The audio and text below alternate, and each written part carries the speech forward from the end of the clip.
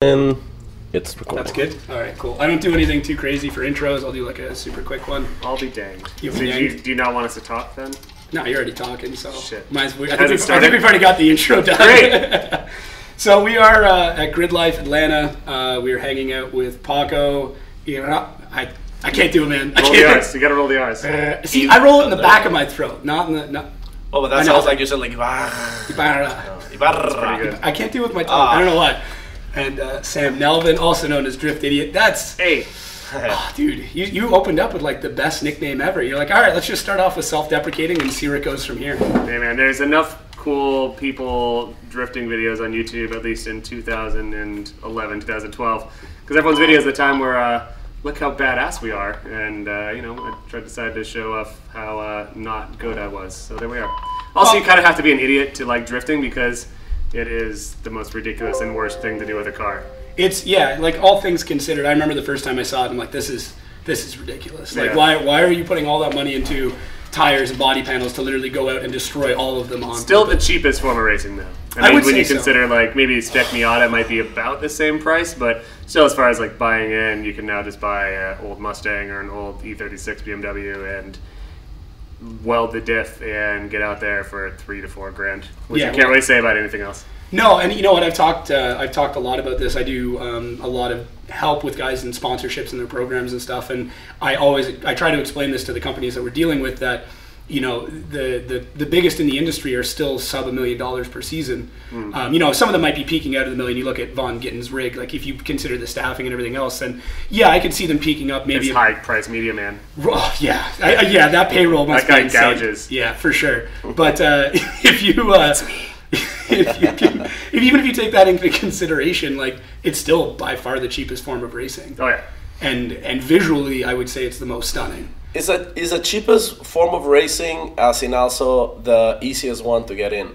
That's the thing, because most, like even regular road racing, you can start obviously with your car, with your daily driver, just to do like your HPDEs. But then when you actually want to finally get into racing, then you're starting to get into a lot more modifications and stuff. Well, it's also a boys' club too, like with every form of motorsport. Like it's super hard to get in, and drifting isn't free of this, of course. But like just like when I tried the autocross back in the day, it's like everyone's already kind of so set in their ways that a new guy comes around, and like you're kind of shunned unless you know the tribal rules.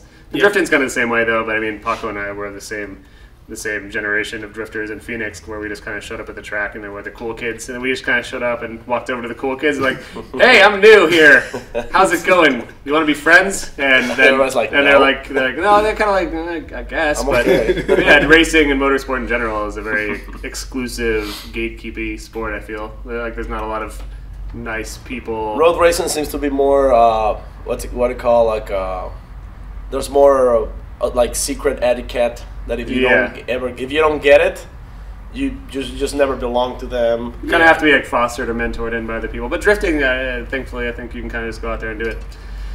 No, for sure. It's definitely an open community, a lot more open than a lot of the other ones. I think stuff like I would say drag racing, not to like pick one, is probably the worst, just because it's such a grudge. It seems to be such a grudge sport. They have their own version of drag racing, which is called grudge racing. Yeah. So like you don't hear of grudge drifting, and everybody. But maybe there should be. There should be grudge drifting. Like, yeah. And everybody can drag race. That's the thing. I mean, that's something that everyone can just go and do.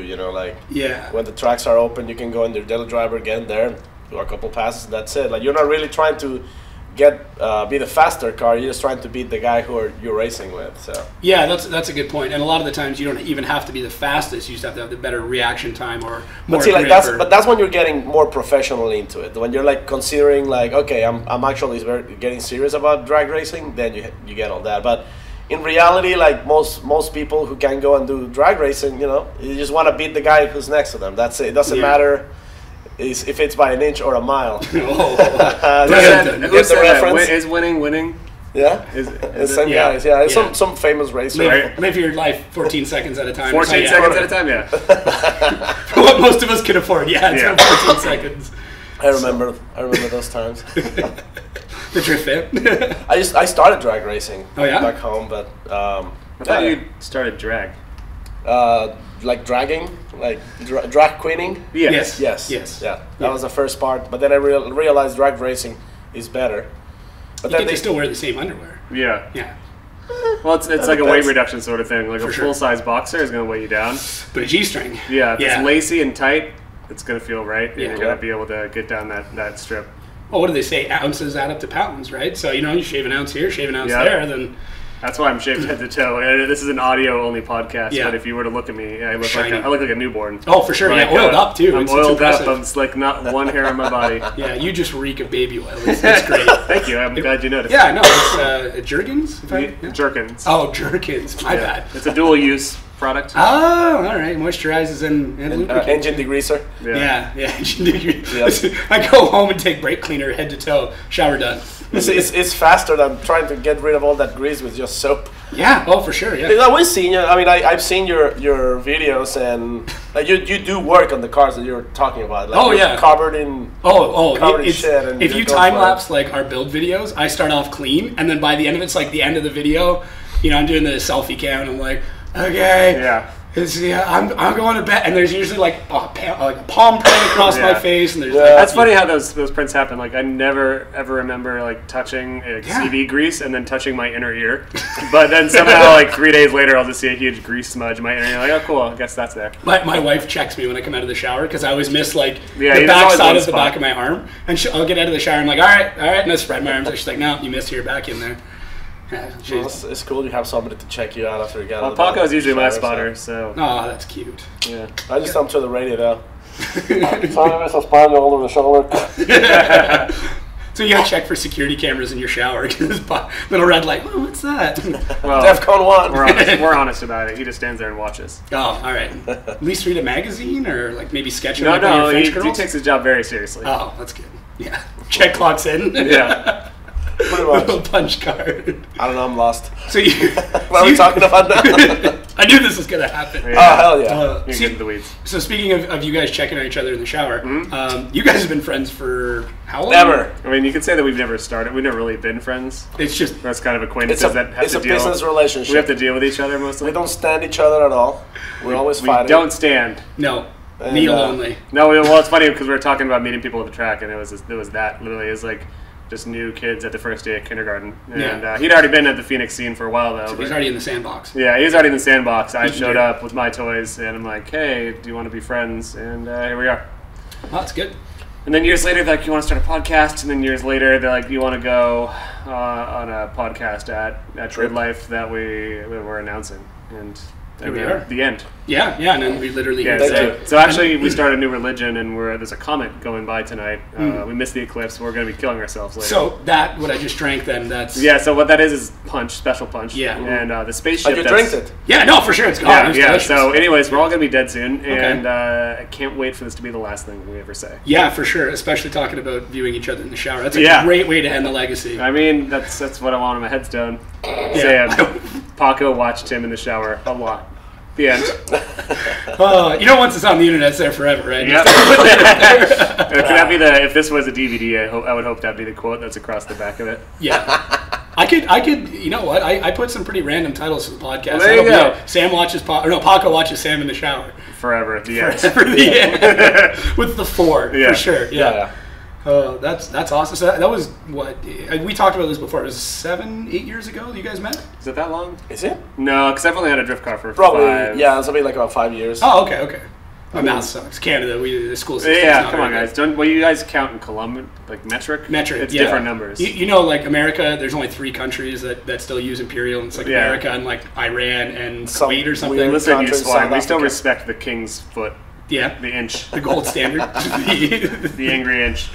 Oh man! So, how long has the podcast been going now? Like, I would say I've been listening to it. I can't remember what episode I listened to first, but 6-8 months now, I would say. We're going on 2 years ish. Yeah. Yeah. We started in January last year, so we are right now. We're like at a. That seems like so short ago, though. Too. I know it's right, but Yeah. We are on our 71st episode. Aw. It's gonna be like a 70. we're doing a 71st episode special. Yeah, 71% of the cake. Yeah, we do a special every 71 episodes. Yeah. That's a good number. Then it's gonna be the Donald Duck special where we don't wear pants. I thought you were gonna talk like ducks. No. No.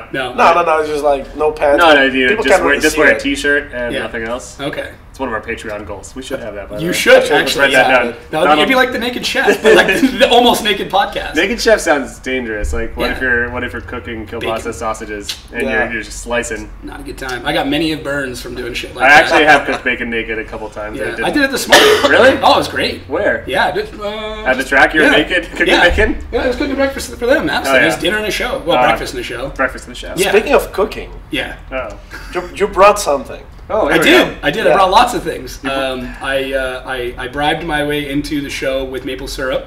So a couple people got it. You guys got some. Hell yeah! And then all the way from Canada, I brought everything to make poutine. Or poutine. Poutine. Poutine. It's poutine. It's poutine. It's that's when it's in a martini. It's like what Jawa is saying in Star Wars. Oh, I thought it meant like cook Russian president. Oh, that was good. That was good. No, that was good. I like that. I had my first. I should say my second. My Hashtag first poutine Cold War. was after Formula Drift Canada last year. I didn't get it at all in Canada until the airport. I had airport poutine. Oh, it was fine. Airport poutine. It sounded like New York fries version. Yeah. That went down okay. And then this year at Formula Drift Canada, I got some the first day of the track. I was super excited. I ate it in the car on the way home from the track to the hotel. It's a 10-minute drive from the track to the hotel. I ate it in the first 5 minutes. I barely made it to the hotel in time. Sounds pretty par for the course, yeah. I almost shit myself. Yeah, on the poutine. It was delicious. I mean, cheese curds and gravy. I don't know how that wouldn't sit well. What is curds, though? Cheese curds. It's I know cheese, but what about curds? The actual curd itself is so when you separate milk, you get curds and whey, right? So don't you know Miss Muppet? Yeah, sadly. Paco's sick for the record. You're turning an odd shade of RTR green currently. RTR green, dude. Plug. Ready to puke. Ready to puke. Ready to retch. I'm here, really excited. Ready to puke. That's a good one. That's Canadian Should we invite Juan Gaten Jr. to... Oh, that was Canadian one. That's Canadian Vaughn. I'm sorry, I'm Vaughn. I'm sorry. I gotta get everyone's health care. What's that like? Thank you. That must be free health. I was explaining this to someone today. They're like, well, "What's that?" Yeah, it was a lady in one of the checkout lines. She's like, "Oh, you're from Canada. What's the health care like?" And I'm like, I can break my arm several places, go in, get surgery, get a cast, and walk out and pay nothing." She's like, "Oh no, that's not right." That sounds like a real bummer. Are we gonna get political here? No, I'm ready. No. We pay a ton in taxes and we wait in line for hours upon hours. I live in California. I pay a ton of taxes too. It can't be any worse. Maybe you got legal weed, so it's fine. So it makes up for it. I don't have my green card yet, though. But we're supposed to. It's legal. It's legal. Not yet. We can't just go and buy in the store yet. Oh, right. Welcome to my lifestyle. Colorado and Oregon and Nevada have that. Yeah, I was actually looking for places I have my medical card in Canada. Yeah. Which is actually kind of difficult to get. Like there are places you can just go in. They're like, yeah, here you go. But like to get one through a doctor is still kind of a big deal. But you do have a. I have an actual medical condition, believe it or not. Yeah. It's called not enjoying Thursday afternoons. Yeah, there you go. So I need to make sure I enjoy Thursday. One of my buddies went in for the process in LA recently, and he walked in there. The doctor's like, "So, where do you hurt?" And he's like, "Actually, I'm not really hurt." Like he wasn't throwing him the bone. And he's like, "All right, well, you obviously have some sort of mental disorder. Like you have anxiety. Like you ever sad or upset?" And he's like, "No, I'm pretty good. I just kind of want weed." And he's like, "I need you to give me something." He's like, "All right, well, this guy's an idiot. He needs to smoke weed too." It's too dumb. Yeah. Lack of brain cells. Yeah, this guy's lacking. Too dumb to even get legal weed in California. Yeah. Well, we got to give it to him. So maybe he'll get smarter by smoking. I don't know. You know what? I've yet to see that happen. You get more creative. That's about it. Depends. Yeah. If you get it off affects the couch, everyone differently. Yeah, for sure. But so how's the move to California been? Everything you expected? Everything you ever wanted? I moved from a 3-bedroom house that costs $1,600 a month to a 1-bedroom barely house that costs almost twice that much. So I had to get rid of almost all my stuff. I don't have a garage anymore, but I live like 3 blocks from the ocean. That's pretty sweet. So it's all worth it. And how far from Forsberg's? Forsberg's house, about 45 minutes south. I do need to figure out something with my drift car because he does still have it in his driveway. Is he like calling every other day, like, hey? No, he's been pretty chill about it, but it's like that elephant in the room. It's like, hey, my car's still in your driveway. We're gonna figure it out soon. We actually do have some things in motion that may actually get that out of there, but we'll see. Nice. Yeah, I've had a buddy's Audi A4 in my driveway for like 2 years. There you go. Yeah, cars, man. Yeah, for sure. And then I've got a Honda Civic that I'll be inheriting. I almost guarantee. So a friend of mine rebought his old high school Honda Civic. And he's like, I'm gonna fix it back up again. Oh, it's hunk of shit. And he's like, he lives out in Alberta though, and I'm like, what are you gonna do? He's like, well, I can drive it when I come home. And I'm like, yeah, all right. So that's gonna live at my house apparently. Nice. Yeah, my wife doesn't listen to these, so she doesn't know that yet. Yeah, I thought about selling my... Spoiler alert. Yeah. So I'm on the short list to get a Tesla come next year, a Tesla Model 3, and I don't want to sell my STI. I've got an 04 STI. I don't want to sell it, but like I might need to, just because I don't have space for another car, and having an extra 12 to 15 grand wouldn't hurt. But I just don't want to be like that guy that's trying to buy it back in 5 years. Then just, what's that app that you can use to rent it out? Oh, there's no way. Come on. Torrent or Toro? I beat the fuck out of my car enough. Like, I can only imagine what a stranger would do to it. Well, that's what I'm saying. You should see what I've done to my golf cart. Like, it's... I remember it in Michigan. I was saying to Paco earlier, I have footage that will never be released of things that happened in Michigan. Oh, what, the golf cart? Yeah. What did I do? Some steeple chases. Not you, like... Everybody. Oh, yeah. I got one small clip, and I was like, this is all I can use from 10 minutes of shenanigans. Well, like I said right before the show, Chelsea Denofa, Pro Drifter, did teach me that if you put your golf cart in neutral going downhill, it gets rid of the speed governor. Pro tip. So here at Road Atlanta Track... No, just free rolls. Yeah, free balls. Here at Road Atlanta, there's a lot of hills, and I think Paco and I probably hit 40 or 50. How fast did you say I think it was? That's at least 40. Chris said you could do 60 miles. But what do you it's think? 100K. Right now? On the way here for the podcast. podcast. We probably did 60 miles on the downhill. I was fast as hell. The golf cart. Paco was screaming, my hat flew off. It was the best. That's outstanding. Yeah. That's if anybody's going to teach you that, it's going to be Chelsea. Oh, yeah, of course. Sure. He already showed us how to temper the speed governor. Which we didn't, but all you have to do is take a zip tie to the throttle spring and then collapse that. This doesn't surprise me. But we didn't do that. Of course not. No. We're not that. Because that would be immoral and wrong. And void all the warranties and waivers. Yeah, all the waivers. Yeah. Too bad zip ties don't leave residue, right? Well, I don't know. I was up there. We tried to get a golf cart earlier, but they were sold out. Really? Yeah. Really? Yeah. We were up there at 9 a.m. They're like, yeah, they're gone. Really? Like, well, okay. Do you know what's crazy? We were talking about this. Renting a Porsche, a 911, is what, 100? Oh yeah, the donut dudes with the C63 MG Mercedes. I think those are about $150 a day. Golf carts are $135 a day. We were trying to figure that out earlier. Like, okay, are they renting it or have they bought it? Because we saw that it was the exact same car. No, it was black at Midwest, wasn't it? Yeah, they're the same car. They're not the same car, but they're the same model. We figured they went to bring it back for the rental, and they're like, yeah, we watched the internet, so you're gonna have to buy that. Yeah. Well, I mean, I think they're not. I don't think they sign any waivers that say you're not going to do that. I think they just would prefer you not to. As long as they're not damaged, I think you're totally okay. To do that. It's Hertz, for example, particularly, they rent Shelbys. Which actually they had one last year, remember? They had a Shelby GT350. I mean, it's just kind of a known thing. That's the Hearst edition. Because that's what Hearst used to do back in the day when the Shelbys were a thing. Mm-hmm. People would rent a Shelby, go to the track to race them, and then they'll return them on Monday. Sure. We all know what's happening. Yeah. I mean, the car rental people, they know the people's gonna get up those race cars abused. That's the thing. But as long as they make it back in one piece and they're in good shape, I mean, they're not losing money. Yeah, we did Tail of the Dragon, and we were talking to guys like, yeah, we rented. Actually, our camping neighbors, they're like, yeah, we rented a C7, and we rented it for a week, and it was $500. And 4 of those days we were at Tail of the Dragon and Moonshine Run. Oh, that's right. You guys went to the Dragon. How was it? It was outstanding.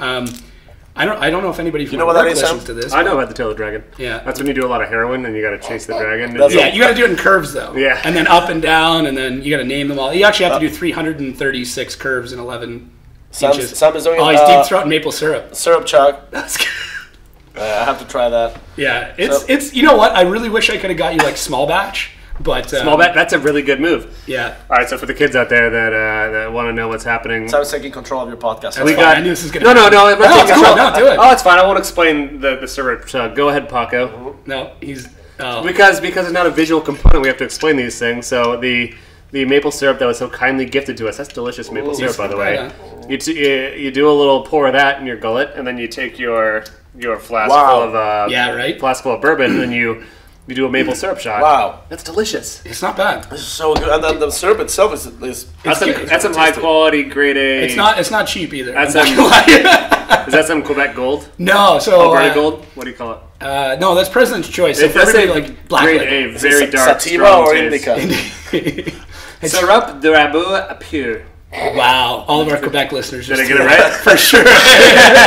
There's a bunch of them that are like, oh. Canada, category A. Jacob was saying that France. it takes Good 10 gallons to make 1 gallon. 10 gallons. 10 to 1. 10 to 1. Of the That's some high quality syrup, man. Yeah, so I'll have some more. I forgot that you guys, like, I guess you guys wouldn't know that, but yeah, like, it doesn't just come out of a tree. You don't drill a hole and then syrup comes out of the I've tree. seen cartoons. Okay, yeah. That's how it does work. You put it into buckets and then boil it down for hours upon hours, and then you get syrup. That sounds like a lot of work. It is a ton of work. I was explaining to Paco, there was like a giant maple syrup heist in Quebec that was worth like $43 million. Really? I saw someone just did that with Nutella in Europe. It was like, oh, really? Yeah, someone like stole like 90 tons of Nutella in some European country. Hashtag worth it. But the best part is like, is that for a personal supply, or are you going to sell that in the black market? we sell the black like on black Craigslist, market. Craigslist, like 90 tons of, like not even trying to separate it out. Just Amazon. Yeah. I will prime you 1 ton of Amazon. You said there's a maple mafia, right? There's definitely a maple mafia. No shit. You have to be like a registered provider, and you have to have inspections. Are we breaking the Why do law you by guys, drinking? why do you guys like syrup so much? I have no idea. There's a lot of weird shit. Have you ever heard it's of beaver good. tail? A what? Beaver tail? We fry dough and then cover it in like Nutella and Reese's Pieces. Oh yeah, and shit. no, I had one of those recently up there. Yeah, we get a lot of weird stuff. It's a French-Canadian part that is, Don't you that guys is weird. also Yeah. have Okay. hand job parlors? Yeah, rub and tugs everywhere. See, in America, that's not allowed. I imagine that you can. It probably does exist, Oh, for sure. but Canada, I think you guys are known for that. Yeah, especially in Quebec. Quebec's like they try to separate about once every like 20 years. They're like, yeah, we don't like it here, so we're gonna fuck off for a bit, and then it's like the prime minister's like, okay, guys, like. Yeah. Knock it off. Like, seriously. enough with the hand job. I mean, honestly, your country sounds pretty fucking perfect because you've got the healthcare, you've got the hand jobs, you've got the syrup. Yeah, and that's really all you need in syrup life. mafia. See, here's where the issue comes in: is that if you get a hand job of maple syrup, the healthcare doesn't cover it. Ooh, yeah. That's what the that problem could is. sting if you get a lot of Yeah, that. it gets a sticky situation. Hey, that's a good point. Welcome to Maximum Driftcast, only drifting podcast with the dad jokes. Yeah. That's an excellent pun. Oh man, so this is too good. I knew we would cover absolutely nothing. Well, what do you want to cover? let's Do go. you have a list? Okay. No, I'm curious. No, I don't have a list. No, I do know. Like, Let's get down to business. Okay. All right, the intro is done. Like what? 20 minutes? 22 minutes of intro. Well, we remember our show goes from 1 hour and a half to 2 hours and a half sometimes. Yeah. So No. I usually we take a lot of time on rambling on. I listen to a ton of podcasts like Joe Rogan, like 3-4 hours, yeah. man. Don't ever listen to Joe Rogan. You should. What? I've never heard a Joe No. Rogan podcast. You're stupid, Sam. See, it's the biggest podcast in It's the the world. best I know that, but I've never listened. Dude, they're good. He has the guest he has on. Start listening with the one with Sam Harris. That's Yeah. actually a good idea. If you like Sam Harris- I listen to Sam Harris's podcast. Yeah, Okay, It's yeah, awesome. no, he's really good on it. Joey Diaz, the comedian. Yeah. Those are the funniest ones. When he gets comedians on there. Oh fuck, dude. Well, Diaz is a good friend of Joe Rogan. He's there all the time. There's Paco the It's blue impressions. cheese with wings and go fuck your mother. It's so fucking. Oh, the rants he gets on are great. His But- episode with Alex Jones was hilarious. And he gets Alex Jones like stoned and drunk, and he's like, "The intergalactic child No, he actually molesters." talked to that fucker? Oh yeah, no, they've been friends for buddies. years. They're No. buddies. Well, And that's he's- why I don't want to listen to Joe Rogan. No. because he's friends with Alex It's funny Jones. because like he'll come to his defense, kind of, but he'll be the first one like that No guy's way. fucking insane. No, but he Yeah. admits that he's crazy. I mean, Yeah, yeah. he's just friends because he's hilarious. But He he's is a bad person. Alex You know Jones, what? No, he's hilarious. the way I see this, if you separate the content he's actually producing and look at it as a business model, the guy's a fucking genius. Oh, he's Well, of course, he's created like a empire of fake products. But Yeah. But he's also a massive piece of shit. yeah, the information that he spreads is just Gigantic. Oh, it's insane. garbage. And like, and it's one of those things like every once in a while he'll throw a dart at the dartboard and it'll stick, and he'll be like, "I told you I was right. I knew I was Yeah. right." Ah! But before we go there, let me tell you, we have this very great series of products gonna help you get better. He's just selling all his Get shit. rid of all the intergalactic child I molesters. cannot wait till that guy has a heart attack. Oh, it's gonna happen, gonna and be it's gonna nuts. happen on air. His eyes are gonna bulge. Check He's his gonna episode shit with himself. Joe Rogan as well. It's pretty funny, actually. Yeah. It makes a lot of fun of him. But anyways, So anyways, I know. For me doing this kind of startup, although I've been doing like the videos for like 4 years non-seriously. What do you guys have for serious and non-serious advice for all those like YouTube startup kids? And I'm sure you get the questions all the time. So if this is like a once and for all, then it's good, and you can just tell people like, "Hey, listen to his podcast. I explain it all." And that that's We actually that's don't right get that question a lot. Like, I Really? mean, we're only moderately successful. Okay, all right, easy now. We've broken the top 200 list. Right Yeah, now, but 2-3 times. You guys are becoming like That's a not- giant whale in this little puddle we call drifting. Oh yeah. Yeah, for sure. Like you're a beached whale. Oh, beach whale. I'd say sure. that's mostly Corey. He's not here right now. Yeah. Can we talk about why he's not here? Corey has social anxiety and doesn't like to go out in the sunlight. No, he had to work on his car. His drift car unfortunately blew up. And he's getting ready for Texas. Did he nuke another one? It's the only one. He nuked his motor on his car. He's going to be driving his old K-Sport 350Z. Yeah, No, that was that click you heard in the that was me shock and awe. Yeah. Macaulay Culkin. But back to the original question. Okay. No, I mean the only advice I'd say to anyone that's trying to start up doing something is just fucking do it. Yeah. Because that's the biggest thing though, is that there's so many ideas that everyone has, and they bounce them and they spin them and they deliberate for too long, and I do it with 9 out of 10 of my ideas, of course, which is just not doing it and not following through. So just follow through and do it. Like paralysis through analysis. Yeah, well, that's a good term. Yeah. And I think the most important thing after that, because once you start it, the next thing is consistency. Yeah. You have to keep doing it. You have to keep doing it. There's been many weeks where it's Sunday or Monday night and we don't have a guest yet. We should just do we just not do it? But no, you can't just not do it. You always seem to get somebody okay, we're going to call Odie, we're going to call whoever. It's okay, we'll get Chris on again. Some of them are planned weeks out in advance, and then we have a situation like we had a couple weeks ago where it's just the guy that we're supposed to talk to suddenly can't. Yeah. And then we have to scrounge. Calling everybody. You get some bros back on there. We're almost due for having another Forsberg again. I was going to say, we haven't had Forsberg in 2 months now. No, I think we do have to talk to him at the end of it all and ask him why his year sucked. But...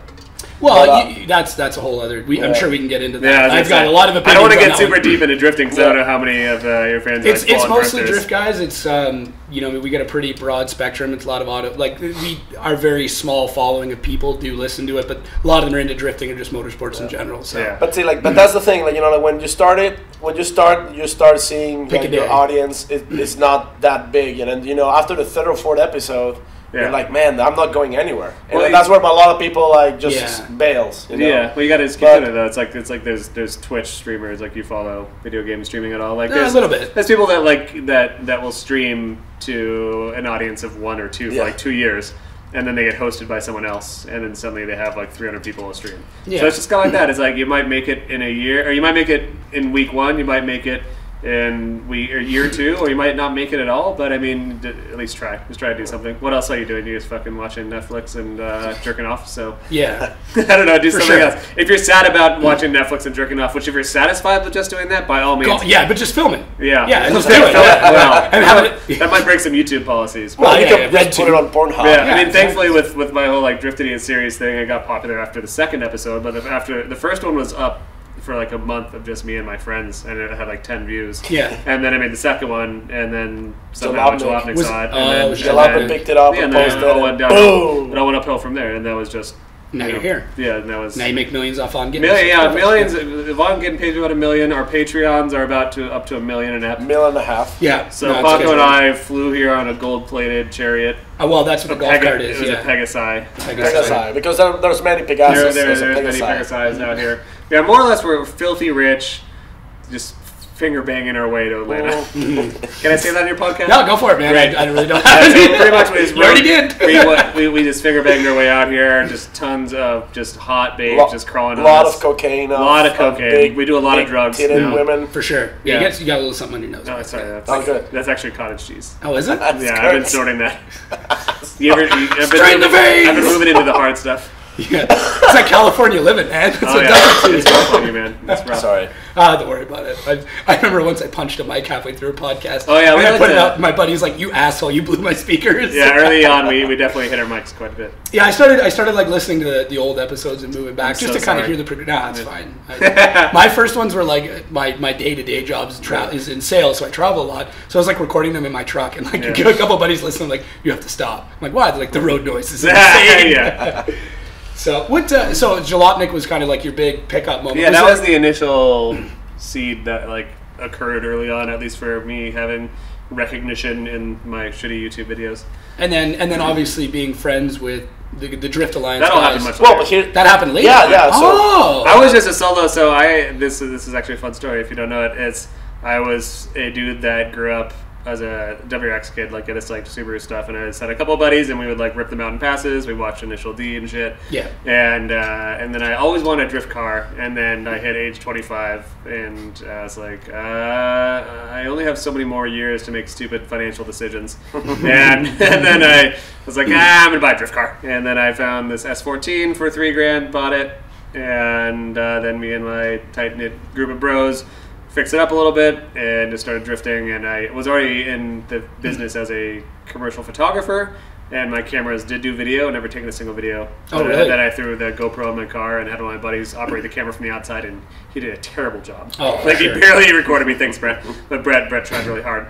But yeah, it was just no drift connection whatsoever. I saw a Speed Hunters article with Matt Powers. Oh, okay, yeah. Yeah, there's a Speed Hunter article shot by Lindbergh, a famous Speed Hunters photographer, of Matt Powers' green pirate ship S14. Yep. And then I happened to be in California for a Formula Drift event in like 2010, 2011.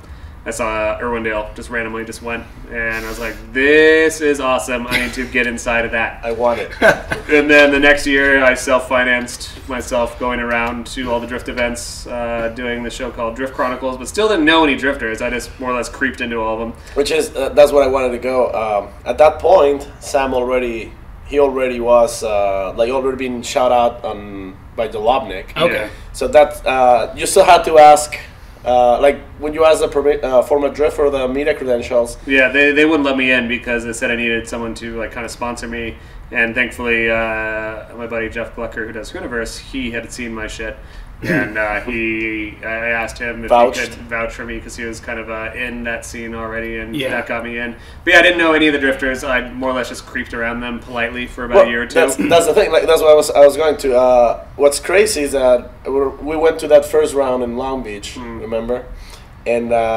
we went to the Hoonigan party. After? The Pike. Yeah. No, this is before the they do it on Thursday. Right. So we went there and we were just like there, like we don't know anybody. We don't know Forsberg. Wallflowers. We're just being real creeps. Like everyone does. And like polite creeps. There was Turk was at the bar and like, hey Sam, there's Turk. Let's go talk to him. Like, oh no, he's busy. Let's just go talk to him. They go, hey, hi, Turk. Hi, I'm Paco. And it's very embarrassing. Yeah, it's very embarrassing. Oh, it always is. Yeah. But what's fun is like, hey, this is Sam. I don't know if you've seen the Drift. And of course he's like, yeah, sure I have. Of course he hadn't. I'm sure. No, of course not. But I mean, yeah, he humored us and yada yada. But it was the beginning of a beautiful relationship. But essentially, I just kept doing the thing. I did my own series. I was a polite creep, and I offered them free footage, and then thankfully Andy and Jacob of Now Donut Media, at the time they were just people that worked with the Drift Alliance. They saw a video that I did with Corey Hosford, the Hoonigan sponsor me video, and they needed a new editor for Off Track and Turked. And then that was me, and then I started working with those dudes, and now we're all buds. But yeah, I was definitely an outsider creeper for years.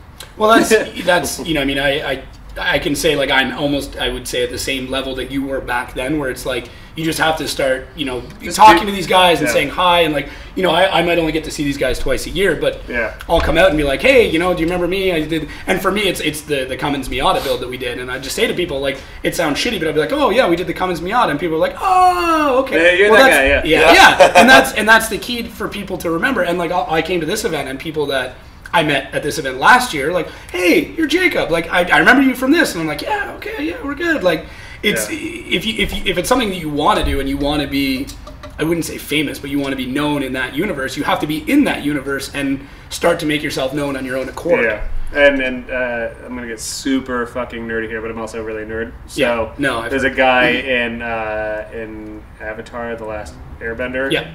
Korra, the second series. Okay. And he just yells, "Do the thing" a lot.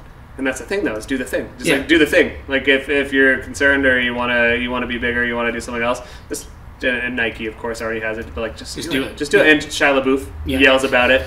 Do it! I know. Fucking do it! But that's really what it comes down to. And he will not divide. Oh, right, the wrong one. I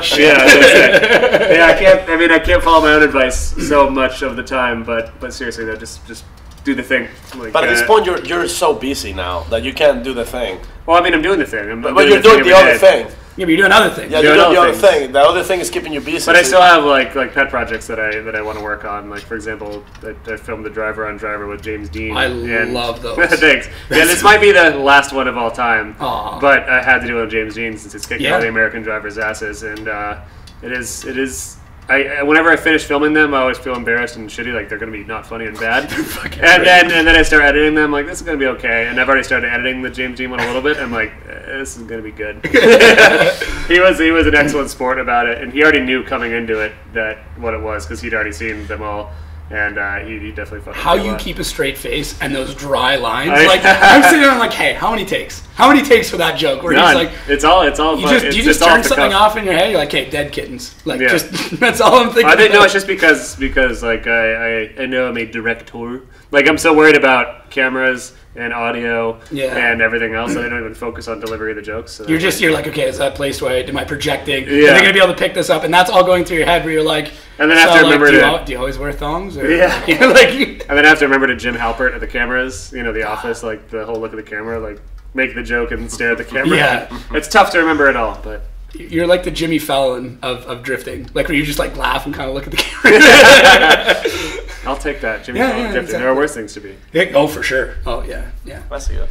So that's how do you guys kind of feel about it now that it's, like I said, the big whale in the pond? Like, you know, I mean, I was talking when you guys first showed up, I was talking with Paco for like maybe 2 minutes, and someone came over like, hey man, like my buddy's got your shirt, like can you just say hi to him? And I'm Paco's the most popular of us all. He's the people's hero. People either like me or they hate me. But you like being hated. Everyone likes. I don't like being hated. Of course you do. You dabble in being an asshole. Of course, but I mean, that's for comedy. I'm not actually. I like to think. Here's the thing: like you being hated means you did the thing right. Yeah, you just did it. Not really. All the hate you got on the Mad Mike video, more than Mike. New Zealanders can't take a joke. Yeah, that's a whole other can of worms. Filthy fucking Kiwis. But that was the best. That demographic did not. Do you have any Kiwi listeners? I think so, yeah. No, I'm just kidding. So just to talk about what they're referencing, I did a Driver on Driver, the satirical interview series that's reminiscent of like Between Two Ferns. I did one with Mad Mike, and he's like their Michael Jordan. And even though I have a disclaimer at the beginning of the show, which to be fair is a sarcastic disclaimer, the disclaimer said it's all true, everything is done honestly, and none of this is an attempt by the editor / actor to make himself funnier or the guest not funny, but none of New Zealand got it, and I still receive hate comments on the YouTube like every other day, like, "Oi, Mad Mike, why'd you even let this wanky in your car?" Is that how you do New Zealand? I don't think that's how you do New Zealand. Yeah. Listen here, mate. I'm a fucking kill it. You should have knocked him out the second he got in your car, Mike. And that's what everyone says because they don't get the twat. It's certain places get certain humor for sure. Yeah, but I think it's mostly like maybe they haven't seen that you're serious, and Mad Mike he did share it. Oh yeah. Yeah. So when he shared it, all his fans saw it. But he shared it. Obviously, if he wasn't happy, he wouldn't have. Oh no, he was happy. What I'm saying is like his fans weren't aware. Well, I'm saying that if he shared it, if he didn't like it, why would he share it? Oh, that doesn't matter. They're just a bunch of sheep shaggers down there. They don't know what they're doing. By the way, I heard that they don't like that term. No. Throwing sheep. Take that, New Zealand. You bunch of jerks. But I mean, what do you what do you expect when you see the poster of the video? His name is Drift Idiot. Come on, man. Like you have to know that it's a joke. The whole thing is a joke. So. So kind of on the back to the point, but has it like hit you guys at all? Like have you had a moment where you're like, shit? No, because I still think our show's garbage. And everything we touch that's good though. But that's the ultimate creative thing. Like everybody I talk to who's super creative, they're like, "This is dog It's shit." Unfortunate. Like every now and then, I don't know how Paco feels about it, but like every now and then I can bask in the glow a little bit. But then for the most part, I'm like, everything I touch is garbage. Like I'm not happy with anything. You're the Midas of shit. Well, but you're extreme perfectionist. So just look at his hair. It's perfect. What are you talking about? It is It's like a fucking half Einstein. You could surf on that curve. Out. Thanks, man. I mean, I know the idea that disliking all of your shit kind of pushes you harder, but I wish I could be happy with something we made. I mean, that's bullshit because I do feel good about some You've stuff. You've done a lot of good stuff. But I know what you mean. You're always picking stuff out. You're like, shit. Just talk about real quick the last Drift Garage. I'm happy with that. It's been the most successful season, right? I wish it was 10 times better. I wish I had more time and more money. Every intro with Turk, I died. Who's Turk? I'm like, oh, where is Turk? I spent days. every time it's like, okay, so now what? I love when he was chugging the milk. All of a sudden, the whole thing is gone. It's funny because it's like I've always wanted to do that shit, but I've never had the keys to the house, so to say. Like I was just a cameraman, and I wrote some stuff on season 3. But then this year they're just like, you take over the whole thing. And I'm like, oh boy! And then I sat for like a week on my patio drinking whiskey, like writing Where's Turks and shit. It's just like, because like, all right, I've got full creative license. How do I make Turk look like an idiot? I'm already in the garage working. Oh no! There's a fire. Which is funny because in this series of Drift Garage, I've implied that Turk cannot swim. Turk cannot work on a car. Turk drinks all the milk. You can drink a gallon of milk in your refrigerator. He's egotistical and steals all his trophies. And he's none of these things. No, he's a great. But everyone loves Turk, so he's just like the automatic. He is like the Nick Carter of the drifting scene. He's like you make a Nick Carter reference? Yeah, I did. That dates the show. He's like the cute kind of like. What's your average listener age? Are they going to understand a Nick Carter reference? I have no idea, man. I've checked the demographic. It's across the board. So there's like 15 people that are like, aww. Nick Carter fans out there, they're pumped. Yeah. Oh, for sure. Yeah. I think he just got arrested Canadian or something. No. We got Justin Bieber. Why Nick Carter? Why Nick Carter? Because he's like the cute one of the group, and he's like everyone kind of like he's like Aaron Carter, that kid ripped. Yeah. The younger brother. What song did he have? I don't know. I was in a house and they were snowboarding and they were dancing and there's old girls dancing on him. I was like, this is pedophilia. Yeah. Like, why are we looking at it? Like, what? But it's sexy when it's an older woman on a younger man. That's weird how that works, huh? There's a pedophilia rule. I turned the lights on. I kind of like it with the lights on. Yeah, it was so sexy in here. It just got bright in here. Sorry, I just destroyed the sexiness. All right, so for the audio listeners, Paco just turned on some lights and now we can fully see. I'm sure the listeners our sunburnt, tired faces. Oh yeah, we are all burnt. We are burnt and sweaty. Wow. Yeah. Yeah, for sure. That's how dirty we are. So what are you doing at Gridlife? Why aren't you driving? I'm not driving, dude. Yeah. So last year you were rocking the diesel Miata. That was the groundbreaking thing. So rolling some funny story. I think I told you about this. That was the first time I ever drifted. Hell yeah! First time. Bad Road Atlanta. First time I've ever been on a track.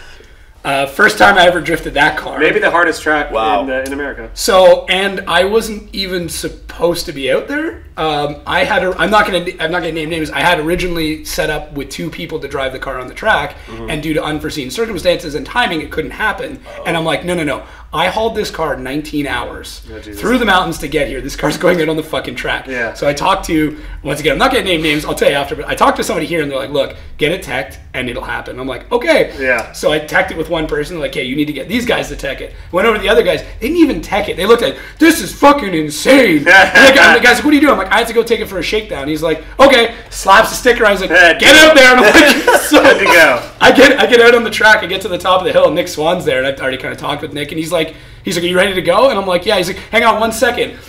Chris Forsberg, Ryan Turk, Von Kitten Jr. blow by me. And I'm like, oh, cool. And he looks at me, he's like, you're good. All right, you go. So now my friends are standing at the keyhole going like, he's up there. He's going to do this.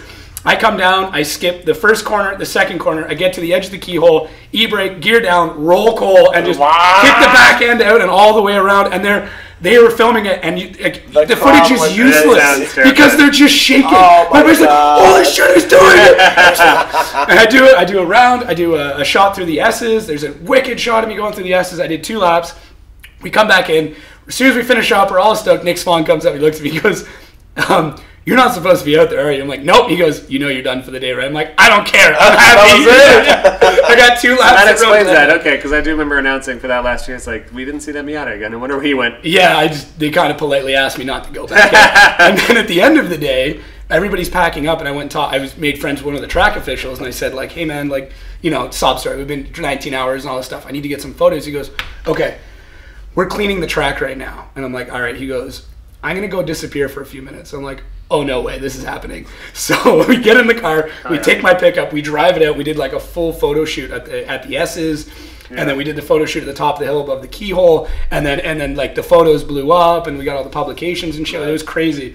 But yeah, and now I'm like, I come back to the event, I'm like, I got nothing to drive, so we've just been shooting footage and hanging out. And where's the drift chicken? The drift chicken's got a blown engine. God damn it. Yeah, for Sam, I picked up a 1988 Ford Thunderbird Turbo Coupe, and that is our project budget drift build, where it's like no tools in the driveway, no lifts, no nothing. Why are you doing drift build, like a budget drift build though, on an undeveloped car? Because I understand that it's cool. But. Well, no, it's because so in Canada we can import stuff, but it's so expensive, right? Yeah. And all of the platforms that people need to use are bought up super quick. So a Turbo Coupe is actually an SVO Mustang in theory with a different body over top. Well, you can buy Fox body Mustangs for $500 in Canada. Nice. So I wanted to find a way to do, a turbo engine. It's kind of a JDM meets domestic because it has a lot of JDM technology in that car because that's sort of cross development.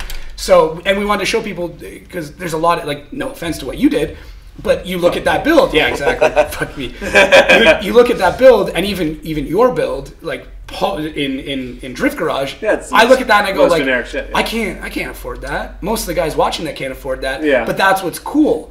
I want to try and tap into a market of people and be like, hey guys, we're gonna do $2,000. You can sell shit on we have Kijiji of Craigslist. Yeah. You can sell your shit off and get $2,000. Everyone's got it in their house. You've got useless crap.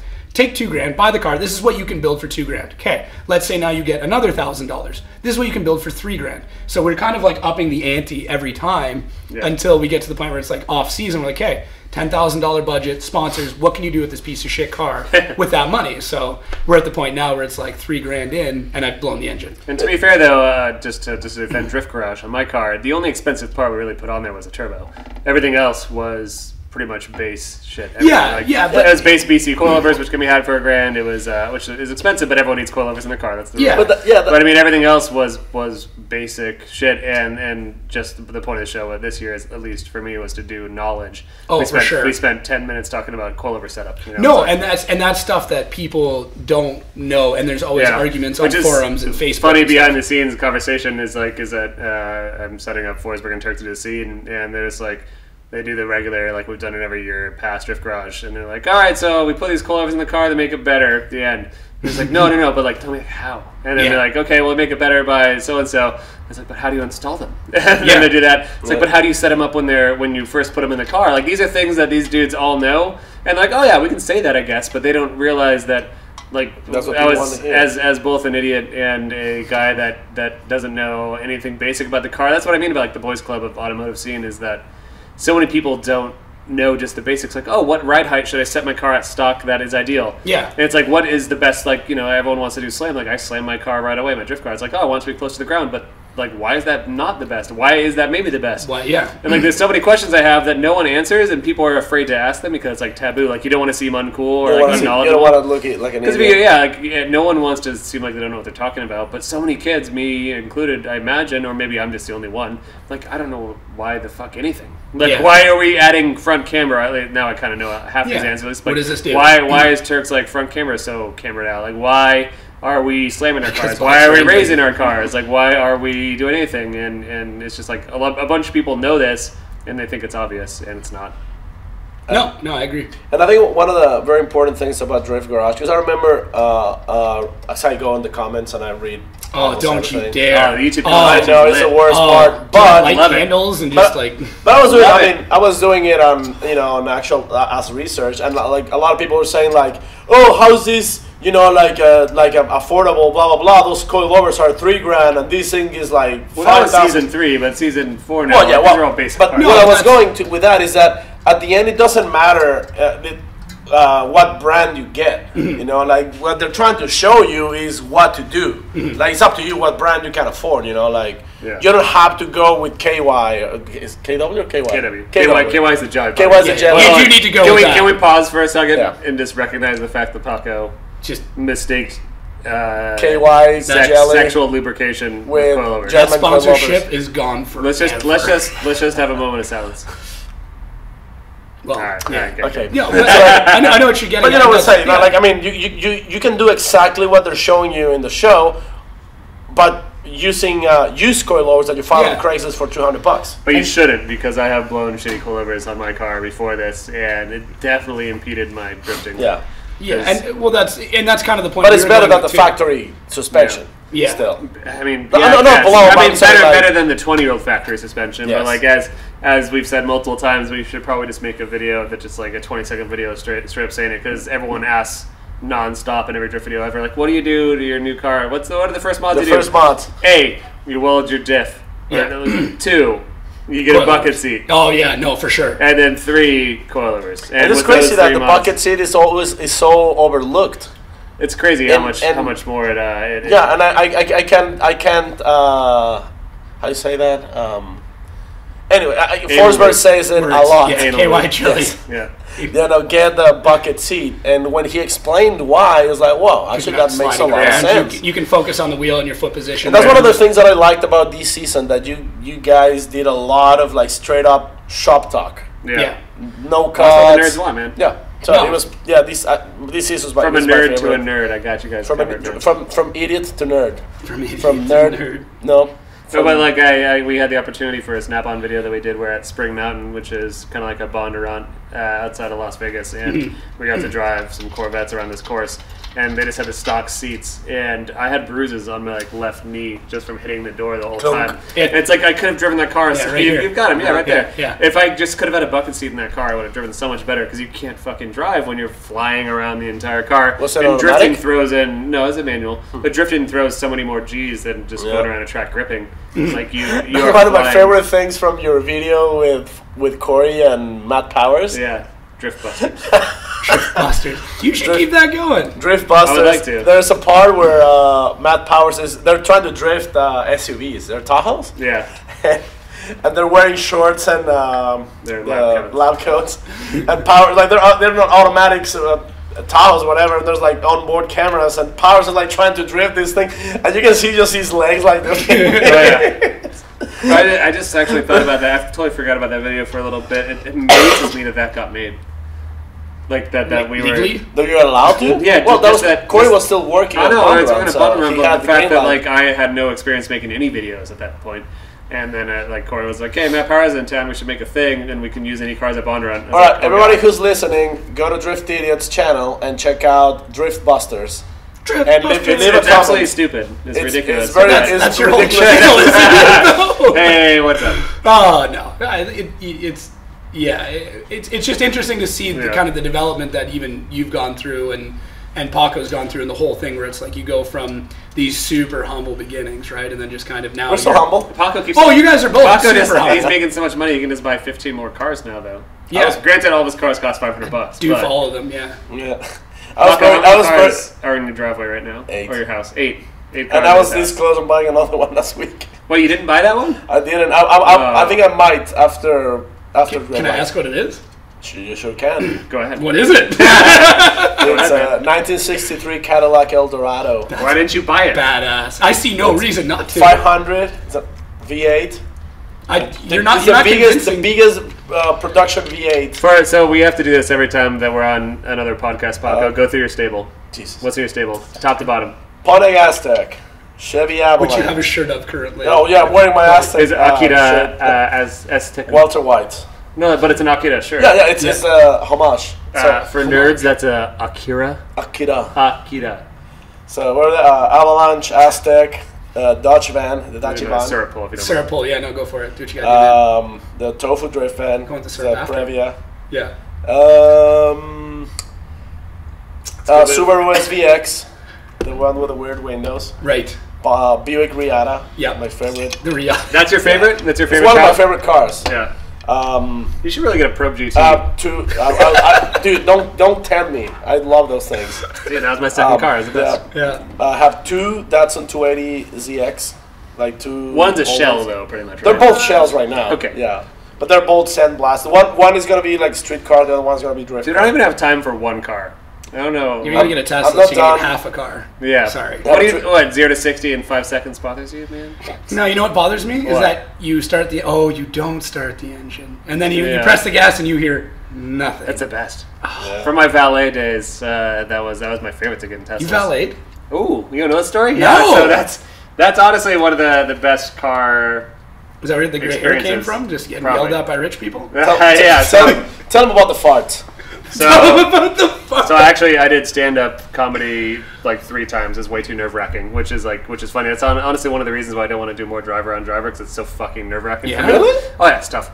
But I did a couple stand-up sets, and one of my jokes was like, I used to valet at a fancy mall. Like we parked every single exotic luxury car you can imagine, like Ferrari, Lamborghini, You name it, I farted in them all. And that is true. I have farted in every car. Bugattis.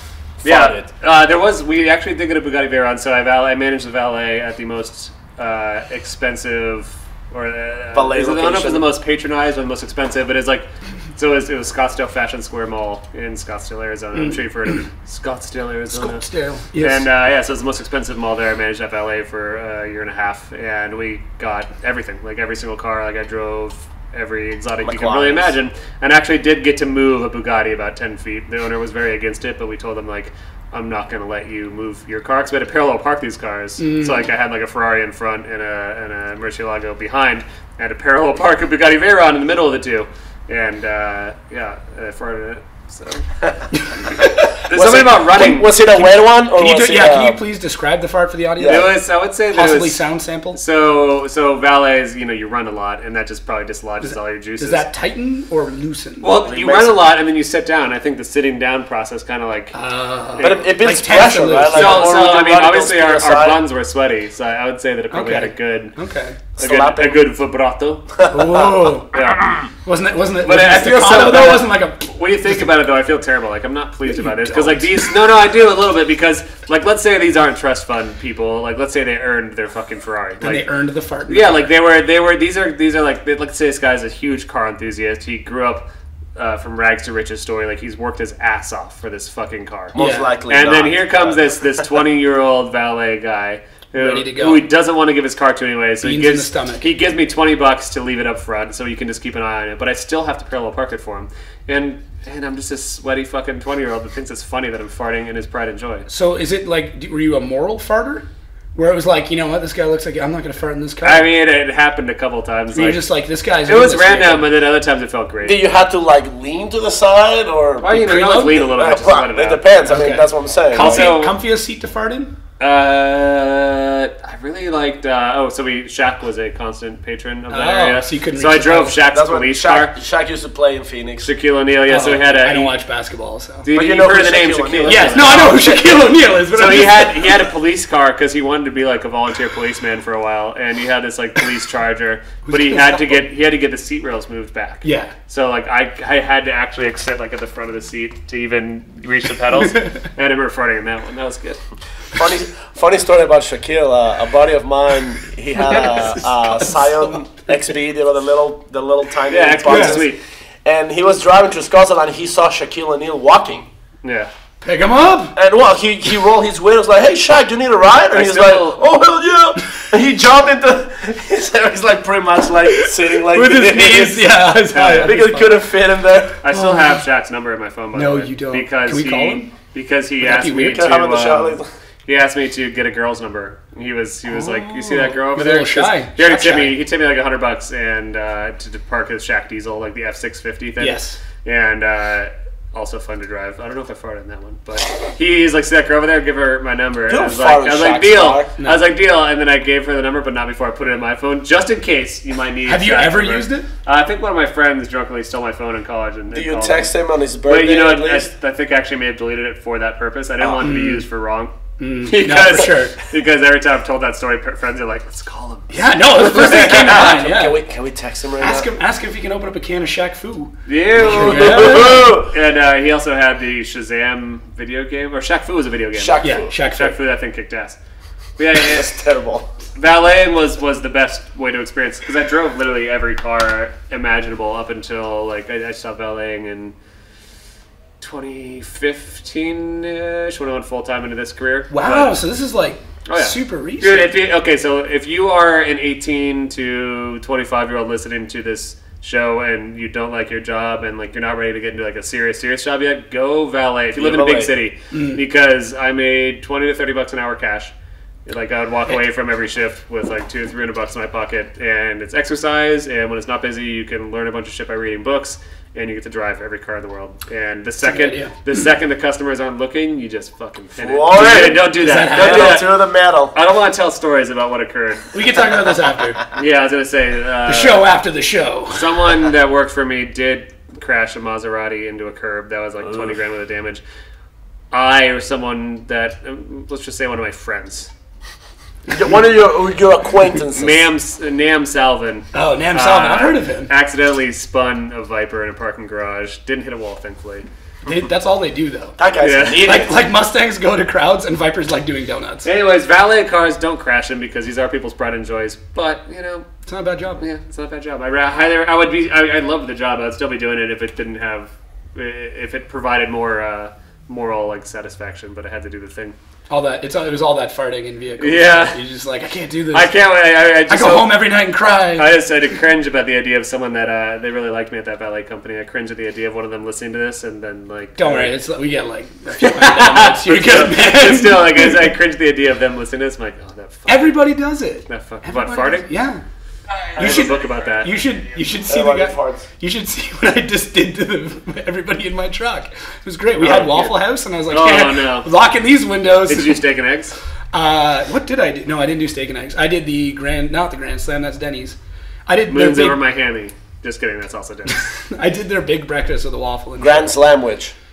Yeah, I put everything in and then just folded it into a waffle and ate it. You just got it. Can I have a bowl of maple syrup? You just dunk the thing like. They don't even have maple syrup down here. It's quite disappointing. No, it's not. It's not the same. It's just syrup. Oh yeah, This syrup that you provided for us is very different in quality and consistency. Okay, next year I'm gonna get small batch. You didn't know we were syrup fans. Well, no, I messed up. I should have got earlier in the season. You got to reserve spots. I do have to ask. Hopefully, most of your listeners are Canadian, I imagine. Yeah, actually mostly American. Really? Yeah. Well, what's with the tiny... Well, this is for us Americans, and what's with the tiny handle? Oh, it's for your pinky. It's for your pinky. Why do all... Pinky in Canada instead of pinky out. Yeah, so everyone pinkies the tiny handle on the maple syrup? I'm just making you look like an idiot, that's all. Oh, that's great. What are you talking about? No, you know what? I think it's that way you can hang it ever so gingerly from a small hook.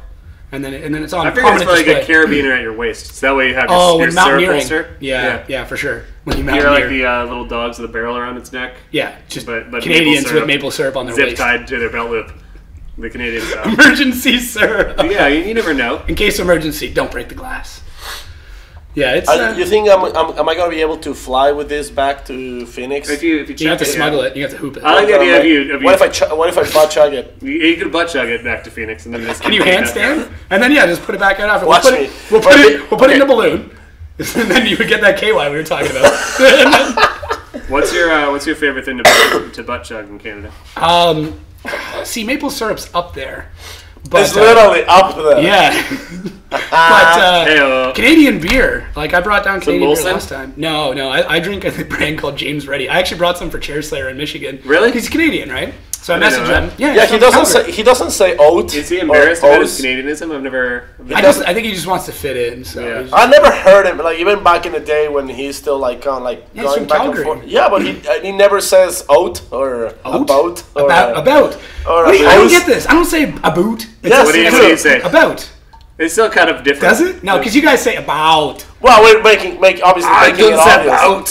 What about the chopper? No, but you do say. I mean, Paco is not someone to talk about dialect. Yeah, no, but I can recognize an accent as well. How do you say pillow? Like pillow. You say pillow? Okay. Pillow, not pillow. People make fun of me in America for some reason for saying pillow. Nope. Say house. House. About. Roof. What is it all about? You guys say roof. What is it all about? What is it all about? You got yourself one, man. Come on. Damn it. It's because we put oh no. What about the phone? What about car? Crack? No, it's good. Okay, you're good. What about car or far? Far. Now, see, here's the thing. When in Canada, there's very different regions. You get the Newfies, which is a whole other breed of human being. Newfies, that's dirty Newfies. So where I'm from is like central Ontario, but if you go further north, we have a town called Kearney.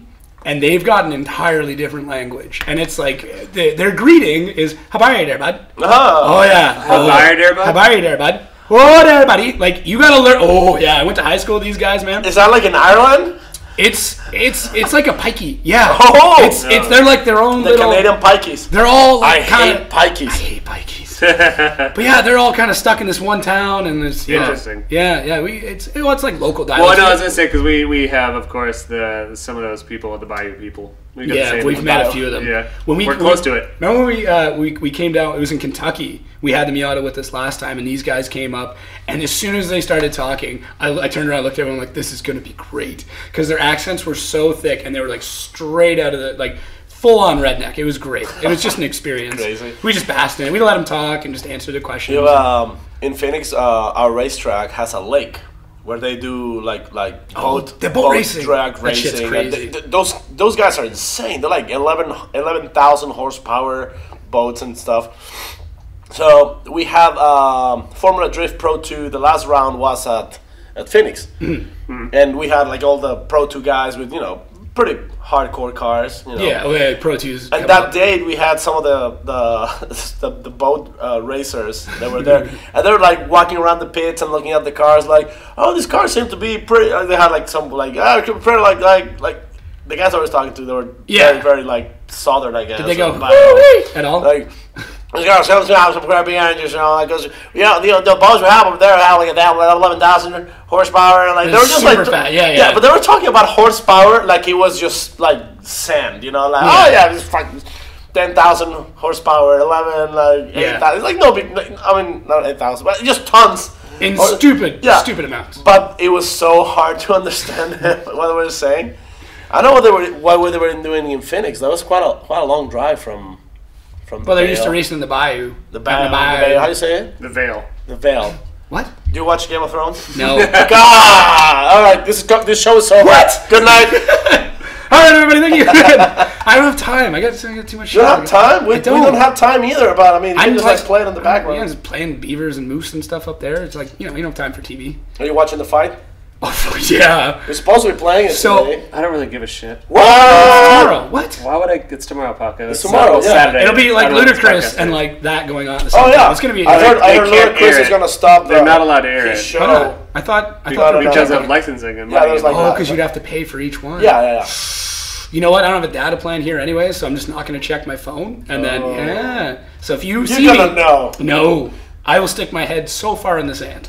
We'll talk after, we'll talk after the show. No, stick your head so far. I was going to leave an awkward pause there, but Oh, man. Well, I shouldn't hold you guys up too much longer. What? How long have we been going through? It's an hour and 6 minutes. I just didn't know. I didn't know what you guys had. You guys are big I'm going to go to the musical concert. That's right.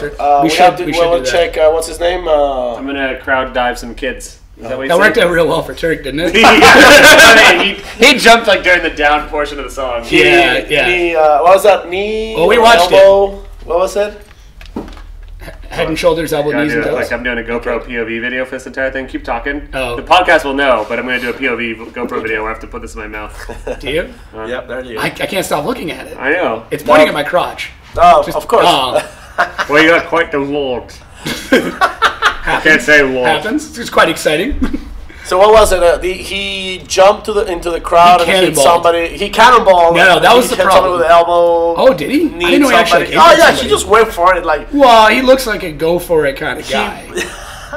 He turked people. Is what he did. Well, that's the thing. He turks everything. Everything he touches gets turked. I don't know what was going on earlier at his car. They were fixing it. It looks like he had a pinch on the radiator or something, and they were like patching it with tape. Well, you gotta. They're working on his 2J street car. It did start out as a street car. Every car starts out as a street car, and then suddenly it has an anti-lag system and a 600 horsepower motor. You know Dylan Sharp with the red S15? Yes. That's technically street legal. We have to go check out his car tomorrow. He's a cool guy. Yeah. Yeah, we've had him on the podcast. We've got a little driver profile thing we've done with him. He's a cool guy. Another Canadian. You guys are everywhere, invading man. We should build a wall, dude. Yeah, it's damn Canadian. Snow Mexicans, the right? North Wall. Yeah. North Wall? Well, I gotta keep out the White Walkers. Yeah. I'm assuming that's also Game of Thrones. Also Game of Thrones reference. Look at. See, this is what I mean. Celebrity. You've got markers to sign things. Yeah. I'm not like that. I don't got that shit. No, you just dude. But yeah, like when we were at NATO Fest, how many people ask you to sign stuff? Do you sign a drift idiot, or you should just pick random names? I did. That's a good idea. I'm going to sign the next one, Christian Slater. Oh, my God. I'm going to do a broken arrow right in the middle of it. Oh, my God. Jet Li. Just like the most... That's a good idea. That's not bad. Everybody from now on is going to be like, yeah, no, this is definitely a drift idiot. That's my thing. And today he was, I'm just going to sign the next one. Hubenet, the next one, I'm just going to sign Gandalf. Thou shalt not pass. Yeah. Oh, man, I wish I was a guy that did tech inspections. Oh my god! I wish I could be like a tech inspection like guy. Kevin Wells? And then I'd just have a Gandalf shirt on, and when people people will bring in their shitty like battery tie downs, just point at my shirt. To have your tech my staff. tech staff. Pull the buttons open. It just says you shall not pass. It'll be a wizard staff that'll carry him. I could have made a good. You just start growing that beard, Sam. It'll be very great. It gets too itchy. So can I? I know we gotta go, but like, what's up? When did that start? 16. Seriously, I've got a full head of gray hair. Is it like a disease or like? Are you sick? I think it's like a liver. No, what I have though is I have reverse Benjamin Button syndrome. So what happens is I age quicker. No, just regular. Just in general. Just in general. No, I had gray hair since I was 16. I don't know why. Did you like start with like a couple? It was a skunk swoop first. So that would have been bad. I dyed it from like 16 to 20, and then I learned. Yeah, and then I just dyed it black from like 16 to 20, and then I learned that girls actually liked it. Yeah, that's good. That's like a big thing. But now I'm just like regular. Yeah. Because all my friends are going gray, but at least I have hair, I guess. You're finally matching what you look. But like people will be used age. to it earlier, so then you'll be getting older and be like, yeah, it's just Sam. Yeah. It's like, I remember he looked that way since he was the 16. first time I saw this guy in the track before I met him. Yeah. I was like, damn, who's that old guy like drifting? Who does he think he is? Who does he think? And then I was like, oh shit, that's actual old enough to party. I'm old enough to party.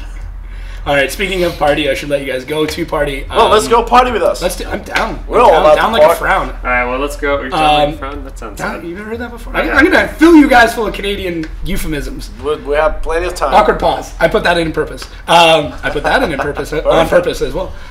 So obviously, if you guys listen to this podcast, there's a very good chance you listen to Maximum Driftcast. If you don't listen to it, it is outstanding. It's fucking hilarious. Yeah, and we'll talk about this pod we just did right now on our show. And you don't have to send them over. What? You're right, we will. Damn it! All right, Canadian niceness strikes again. Look, I'm sorry. It's gotta be your end, my friend. Yeah. But you can listen to Maximum Driftcast. Check out everything that Sam puts out. The Drift Idiot page, still got all the videos up. They're great.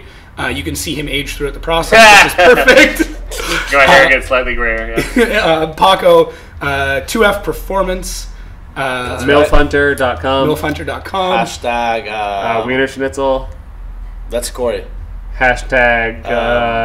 You gotta bug him too, because he's supposed to come on this as well. The what's right? Yeah, I was supposed to get Corey on this as well, but I know he's been nuts busy. Dude, yeah. He messaged me. He's like, I'm not ignoring you. He goes, just my life is insane. I'm like, dude, don't worry. Yeah, all that mustache grooming must take a lot. We have a hard time getting him on our show. That's his show. And he lives in my same city. Yeah. But check out everything, Paco and Sam. I'll put links in the description and all that fun shit.